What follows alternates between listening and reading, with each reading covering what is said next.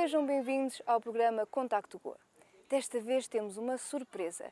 Decidimos sair de Goa e viajar ao local onde pela primeira vez Vasco da Gama aportou na Índia, Kerala. Estamos aqui em Kannur, no Forte de Santo Ângelo, onde vamos conhecer Xavier, um polícia cujo sonho é ir um dia a Portugal.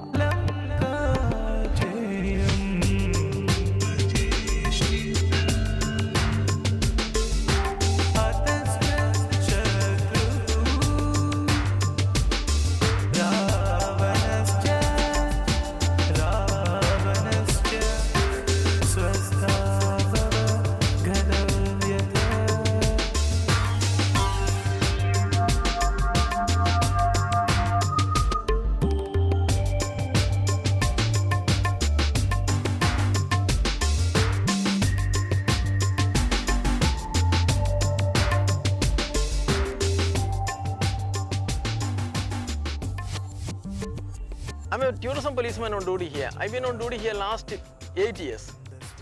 So, since I started my duty, I was a zero about the history of this fort. Then I started to collect the details to give the accurate information to tourists.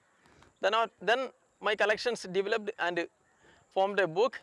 I published the history book of this fort in 2007. Now that's 6th edition is going on in the market. Then recently I translated that in English and published in English also. Another book also about the 50 destinations in Kannur, including this fort and also the Portuguese built the Barnacheri Holy Trinity Church and many other 50 important centers in Kannur. So I would like to translate this book. The book's name Vasco da Gama and the Unknown Facts of History. So I would like to translate that in Portuguese language also. This fort is one of the important remaining of the Portuguese in India. It is built by Portuguese in 1505. The Portuguese started in Kerala since the arrival of Vasco da Gama in 1498. First they arrived at Calicut, then on the way back they started their first business from Kannur. At that time the Calicut was ruled by King Xavier, and also the Portuguese had to face the objection by the Arabs who were the monopolists of the spices trade for centuries there. But in Kannur, the Kannur king Kochi supported them and they got the assistance from here. Then they loaded the spices from here. Then 1501, the Portuguese started a business center just outside of this wall. The in-charge officer's name was Goncalo Gomes Ferreira and two clerks were here. One clerk's name was Barbosa. He has been here more than 16 years and he could speak the Malayalam, our local language also. Then 1502, Vasco da Gama came here the second time. Then he came here and he built a temporary fort here. He posted 200 soldiers here, and by the permission of the King Kochi, they made a wall around there. That was a temporary fort. Then after 1505, the first Portuguese viceroy, Don Francisco de Almeida, came here, and 1505 October 23rd, he laid the foundation stone of this fort, and the same day its work started. Then it finished within 2 years. While its works going on, here was a war between the Calicut king and the Arabs one side and the Portuguese another side. From Calicut, the King Zamorin's soldiers and the Arabs came here by 210 vessels with 4,000 people. They had the short weapons like the sword, shield and spear. During that time, the Indian kings hadn't any cannons. The cannons introduced in India by the Portuguese. So the Portuguese, only 150 Portuguese soldiers were here inside this fort. First they started the attack, then after by the cannon firing of the Portuguese, most of those vessels drowned in water and 3,000 people died here.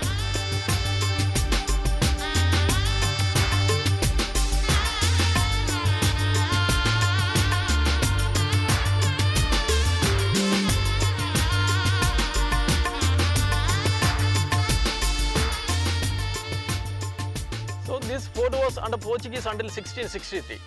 Then 1663, Dutch army came here from southern Kerala. First they captured Kollam fort in southern Kerala, then Kochi, then Colonial. Then they came here and here was an attack between the Portuguese and Dutch. Then after 1663, February 15th, Dutch captured this fort. Then this was under Dutch for 110 years until 1772. Then after 1772, Dutch sold this fort to the local Muslim king Arakkal for 1 lakh rupees. Then this was under Arakkal for 18 years until 1790. During that time, the British settlement in northern Kerala was at Talasheri, 20 kilometers south of Kannur. So here was after turning this fort to Arakkal, here was a war between the Arakkal and the British. In that war, the Mysore king Tipu Sultan and his 4,000 soldiers were here to support the Arakkal. Then after 1790, British captured this fort, leadership of British General Abercrombie. Then this was under the British until 1947, means until Indian independence. Many buildings were here, only some buildings are remaining here. This building was a chapel, the Portuguese built chapel, and 2 other churches were here, that side. Both of that collapsed, and I hope this chapel is the oldest chapel in Kannur district.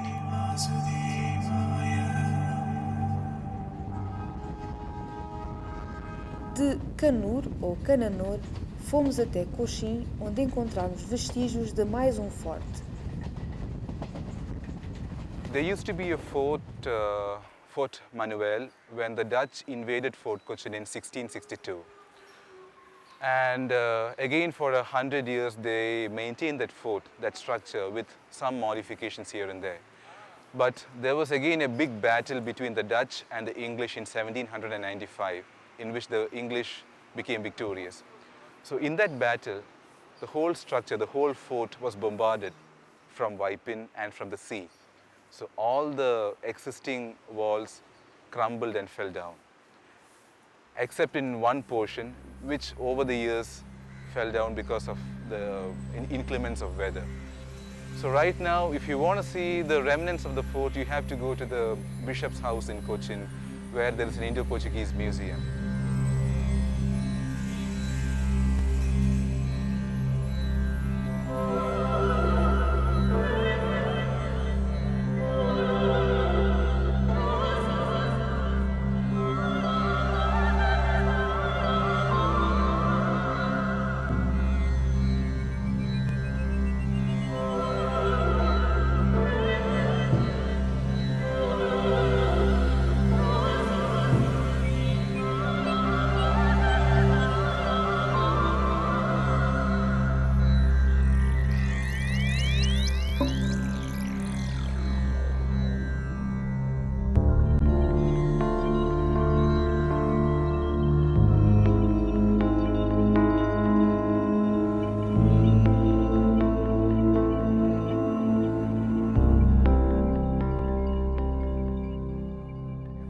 The museum basement has a fragment of the fort walls. And interestingly, while they were building this museum, water started seeping in through the basement. And the engineers found out that there was a secret tunnel beneath the soil, and it was seawater which was coming in. And that tunnel, legends say, leads all the way to Pallipuram fort, beneath the backwaters. And it is said the coffrees were used to construct this particular tunnel, supposed to be the longest in Kerala. Pallipuram fort is the oldest fort in Kerala. It was built in the year 1503 by the Portuguese. It was mainly built as a watchtower because it is situated on the shores of the backwaters, and they wanted to survey the whole backwaters and the adjoining places to see if any enemy ships or enemy troops come by sea or by the backwaters or by land. So to survey that, they have to have a high-standing structure, almost like a fort, with a separate area to store guns and cannons and gunpowder and everything. So that is why they built the Pallipuram fort. And just because there was a settlement there, you have a very big Anglo-Indian community even today, mostly consisting of surnames like Pinheiros and Dicuñas and D'Souza's and so on. There is a huge community in Pallipuram today.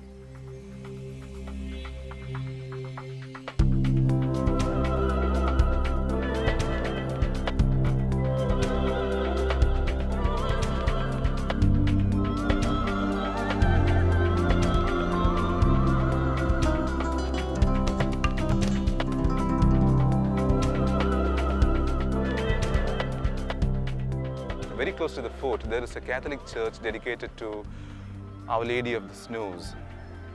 It was built by the Portuguese in the early 16th century. So just because there is the famous church over there, that whole village came to be called as Pallipuram.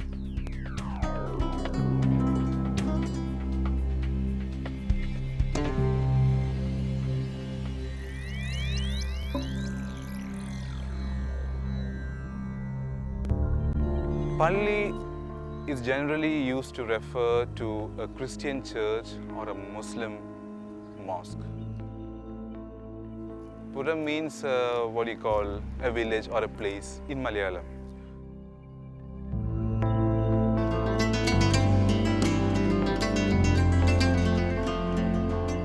So that is how that place got its name, just because of this particular church to the Virgin Mary.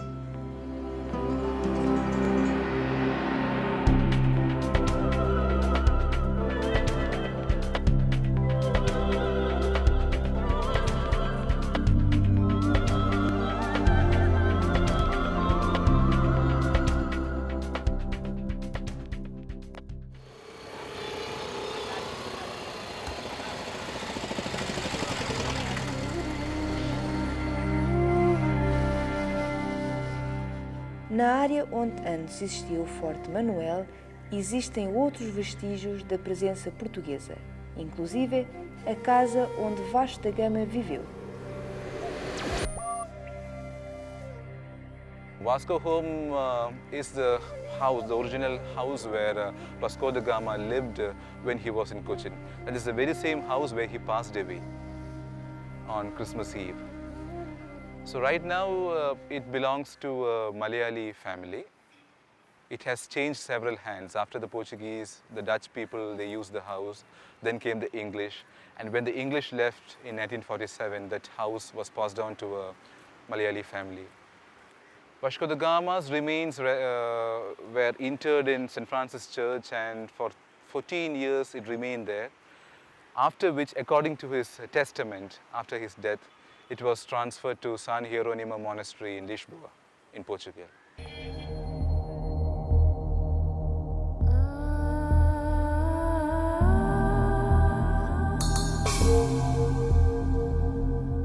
São Francisco Xavier é o santo por excelência de Goa, mas curiosamente é igualmente importante em Kerala.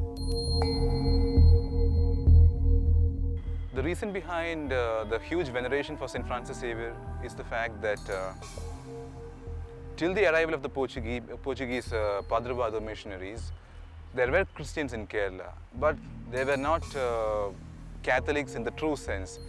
Many of them were following Hindu customs, and it was a mishmash of Christianity, Hinduism, then of course heretical religions like Manichaeanism, Nestorianism and so on.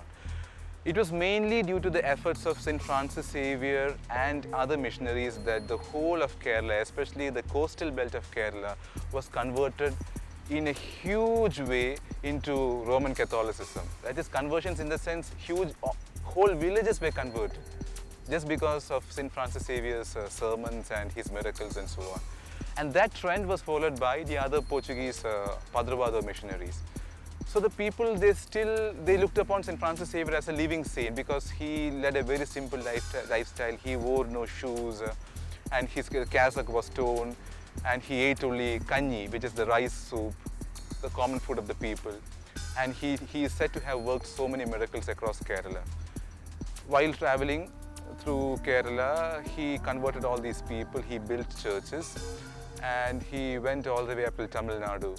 And from there he went to Sanchian, which is near China, where he passed away.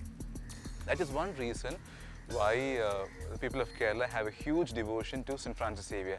And the devotion was augmented when they came to know that the body of Francis Xavier was still incorrupt, because it was brought to Cochin. From Sanchian it went to Malacca, from Malacca it came to Cochin, and from Cochin it came all the way to Goa, where it now rests in Bom Jesus Cathedral.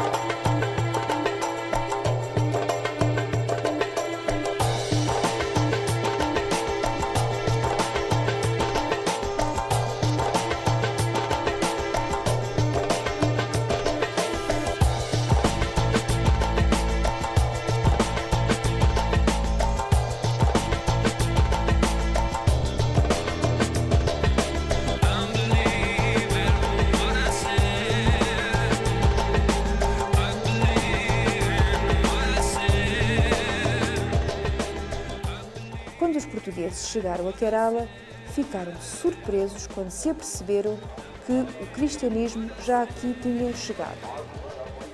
Christianity predates the arrival of Vasco da Gama, anyway. But then the Christianity as we understand now, especially the Catholicism as we understand now, that was introduced by the Portuguese. And later on, there was when the English came into power, there was that influence also. So all the Protestant sects are there. All the Orthodox Syrian sects are there. Plus the Catholic Syrian community is there. And also the Catholic Latin community, the Roman community is there.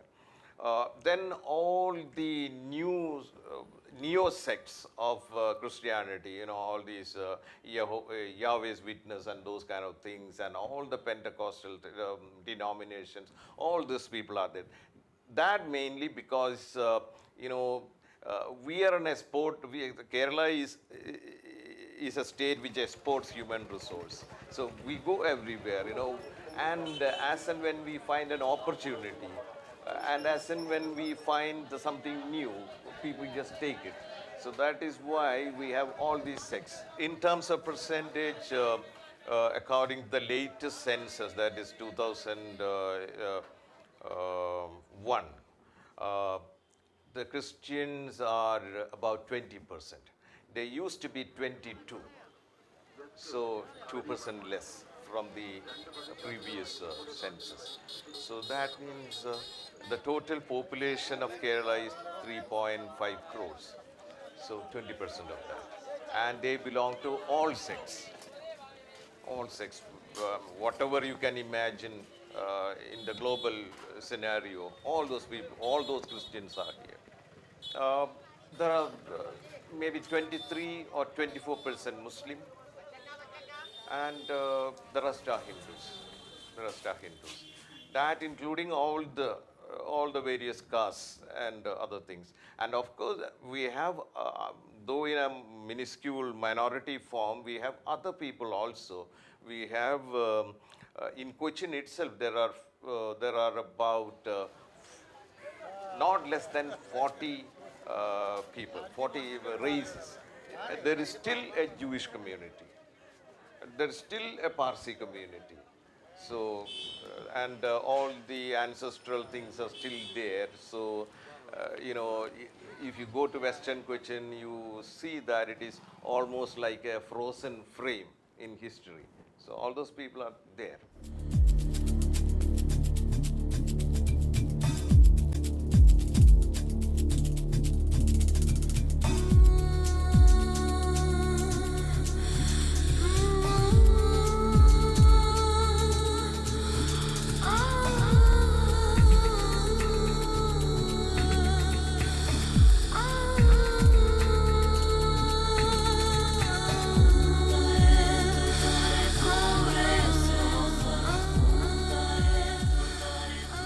Existem, de facto, muitas igrejas em Kerala, mas não quisemos deixar de visitar também uma mesquita, a mesquita de Edapalli.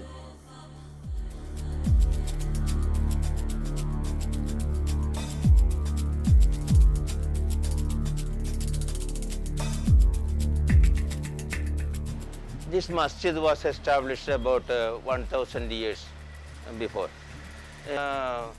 Masjid is in the pure form of Islam, which is Islam has a wide vision with humanity. It is, of course, humanitarian. It is a secular mind, and it is ecologically friendly, and it has a wide humanitarian vision, the Islam.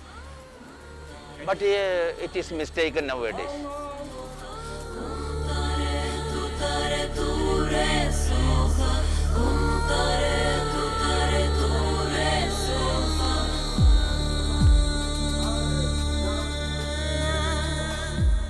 Kerala é de facto um estado onde convivem muitas religiões. A nossa última paragem foi em Alapuza, onde conhecemos um padre que tem lutado por uma forma de arte que tem vindo a desaparecer. This is precious art. It was totally vanishing at the time of 80s. So it's with the spirit of nostalgia, I want to rejuvenate this. So collect all the articles, all the old ashans that will be masters of this rare arts. Then with a convention, I invoked a convention of artists in state level to ask how to rejuvenate it. Then I got so many points, then I put it into a project. Then step by step I came to rejuvenate it by collecting the documents. Then afterwards, the old dresses I collected. Then all things with those costumes and all other items of the drama. Then to impart, to convey to the young generation, I invoked a class seminar for students. Then now this is the academy. It's an academy, and the students and masters are residing together. And now the masters are transferring these rare arts with the costumes and choreography to the young generation to rejuvenate it. That's the process is going on here.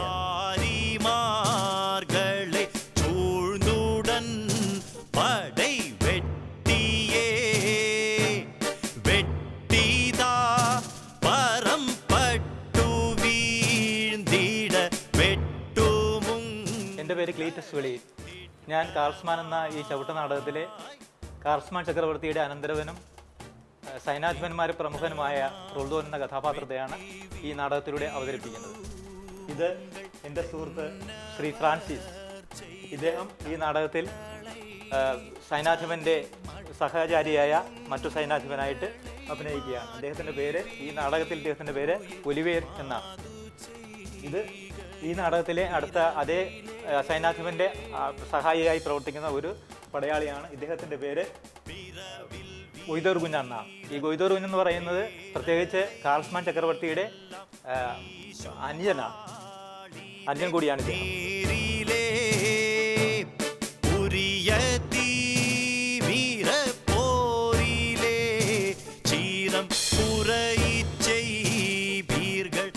ഞങ്ങൾ മൂന്നുപേരും ചേർന്ന് ഈ നാടകത്തിൽ അഭിനയിക്കുന്നതിന് പ്രധാന സാരാംശം എന്ന് പറയുന്നത് തുർക്കി രാജാവായ അവതർമാൻ ചക്രവർത്തി ഒരു സന്ധി സംഭാഷണത്തിന് വേണ്ടിയിട്ട് സമാധാന കരാറിൽ ഒപ്പുവെക്കുന്നതിന് വേണ്ടി ഞങ്ങളെ ക്ഷണിക്കുകയും ഞങ്ങൾ സമാധാന കരാറിൽ ഒപ്പുവെക്കുന്നതിന് വേണ്ടി അവിടെ എത്തിച്ചേരുകയും പക്ഷേ അവരുടെ ഉദ്ദേശം മറ്റൊരു ലക്ഷ്യമായിരുന്നു ചതിവിൽ ഞങ്ങളെ കീഴ്പ്പെടുത്തുക എന്നുള്ളതാണ്. ഈ ലോകത്തിൽ ആർക്കും ഈ കാർസ്മാൻ്റെ സൈനാധിപന്മാരോ കാർസ്മാൻ ചക്രവർത്തിയോ പരാജയപ്പെടുത്താൻ ഇതുവരെ സാധിച്ചിട്ടില്ല എന്നുള്ള തത്വം മനസ്സിലാക്കിക്കൊണ്ട് അവർ ഇതൊരു തന്ത്രം ആവിഷ്കരിക്കുകയായിരുന്നു. അപ്രകാരം അത് മനസ്സിലാക്കുവാൻ ഞങ്ങൾ സാധിച്ചില്ല. ഞങ്ങൾ അവിടെ കെണിയിൽ പെടുകയും അവസാനം അവരെ ആയുധങ്ങൾ ഉപയോഗിച്ച് ഞങ്ങളെ കീഴ്പ്പെടുത്തുന്നതാണ് ഈ നാടകത്തിൽ.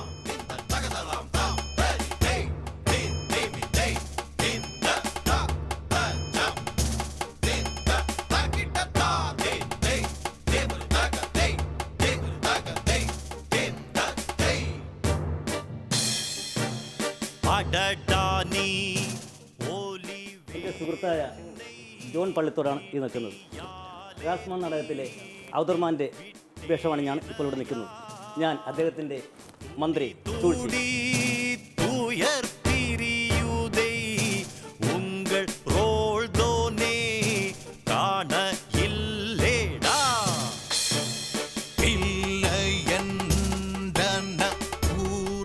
കാർസ്മാൻ നാടകത്തിലെ കാർസ്മാൻ്റെ അന്തരവനായ റോൾഡോനെയും ഭാര്യമാരെയും വകവരുത്താൻ വേണ്ടി ഔദർമാനായ അദ്ദേഹത്തിൻ്റെ കൊട്ടാരത്തിലേക്ക് അവരെ ക്ഷണിച്ചു വരുത്തി അവരെ വകവരുത്തുന്ന ഒരു രംഗമാണ് ഇപ്പോൾ ഇവിടെ നാം കണ്ടത്.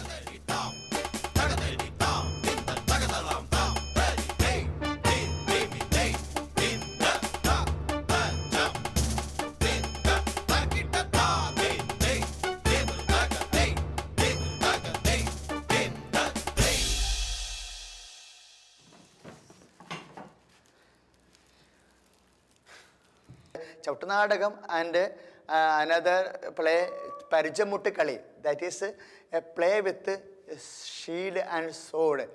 That is also a Portuguese, Indo-Portuguese tradition here. That the two martial arts, they want to impart the message of gospel with the national, the local, with the help of the local place. So in Kerala, it is famous for the Kalarippayattu. Kalarippayattu means it's our martial tradition. With that choreographies, and but the theme is European. The Charlemagne the Great. So then the very costumes and the costumes using for the Chautanadagam, that is in the Rinjit, it knows that Kalsam and Kalsara. Then this kind of particular costumes belongs to a particular Portuguese community, and it's a very terminology and a very vocabulary is Portuguese. Kalsam and Kalsara, short pants. This is using for Chautanadagam from last 16 onwards. First, this Karsman and the drama, it was in the 16th century, 16 days play. Yes. Now it is reduced into 12 minutes play. So the people have no patience to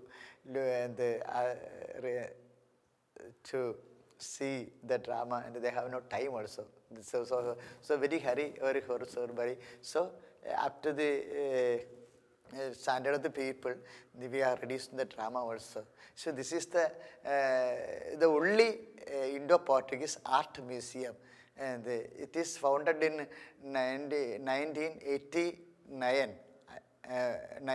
to preserve and to rejuvenate all the cultural as well as artistic tradition of the Indo-Portuguese genre. What in Chautanadagam is a local and a Malayalam name. Nadaga means drama, Chauta means stamping. Stamping. See, the peculiar thing is the stamping of this step. Then there are I think 14 types of stepping. And not simply, it's a bigger stepping, that is chauted. We have an expression in Malayalam, like you say bravo in any European language, we say tattu polipin. Tattu means the wooden floor, a floor made of wooden planks, and polipin means literally breaking that plank, breaking the plank literally. So this expression in Malayalam came into existence just because of Chautanadagam, because the grand finale of each Chautanadagam performance, the foot stamping will be so vigorous, will be so hard that the actors literally break the hard wooden planks on the floor. That is when they get a standing ovation from the huge gathering. So they nearly break the tattu. The tattu is broken. So that is how we have this expression called tattu polipin. And that really has to happen. Unless they break the stage, they're not given the credit of being a full-fledged thespian actor. You have to prove your acting skills by breaking the stage. E pronto, chegamos ao fim de mais programa. Mas a nossa viagem aqui em Kerala não acaba aqui. No próximo episódio estaremos ainda aqui neste estado à descoberta de mais vestígios da presença portuguesa. Portanto, daqui a 15 dias, cá estarei para mais Contacto Goa.